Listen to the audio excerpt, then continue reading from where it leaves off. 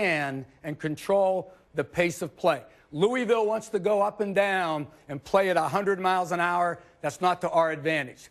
The second thing, no live ball turnovers. They live off the turnovers. And finally, we're going to talk about this a lot, how we're keeping Siva and Smith out of the lane, Franny. Right, and I think the first thing, guys, we got to realize is we're not attacking this press to score all that much because this is a great defensive team. The first thing, Dino, we got to do is get the ball through their press. If we get a 2-on-1, great, but likely it's not going to happen. We must get the ball cleanly over half court. It's going to be a low clock, 23, 24 seconds on the clock, and then get to our offense. And a team that's done that better than anybody, guys, is Georgetown. In their last 8 games, they're 6-2 with Louisville and have won 4 straight. And as we watch what they do in their press offense, they do a marvelous job of spacing and spreading Louisville out. They don't have a lot of guys in the backcourt. So they spread them out, they attack, and then they make good decisions at the end of the press. If they have something, they go ahead and take it. If not, now again, we're seeing great spacing, 20, 25 feet. And here's what I love about the Georgetown player as he takes the basketball and attacks right here. He's got to make a decision. If I have dumped down into the post, I'll take it.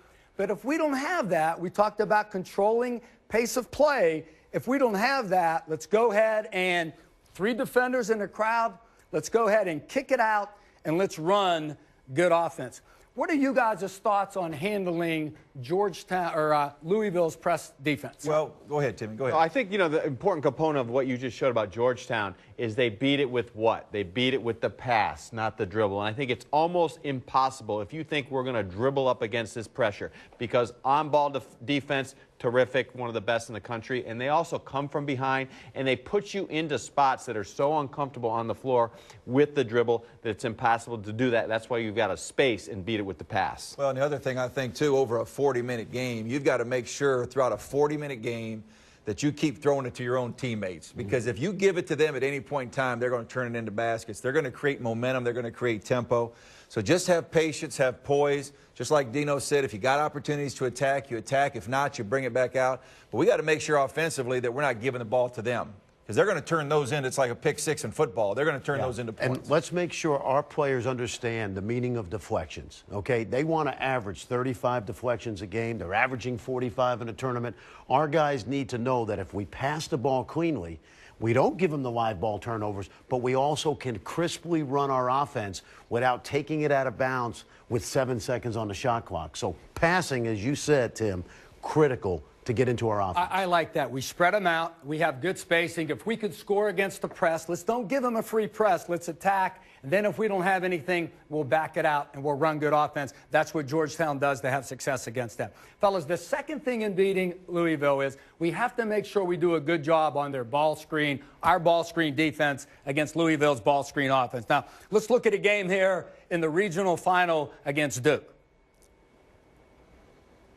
Now, right here, as Peyton Siva's coming off the ball screen, what are we talking here in terms of going under it, Mark, over the top? Let's back it up, Dino, if we can, so we can get a good look at where Mason Plumlee is. Okay. Well, I think one of the hard things are the run-out ball screens. Here's a run-out ball screen, and Mason Plumlee's late getting to the point of the screen.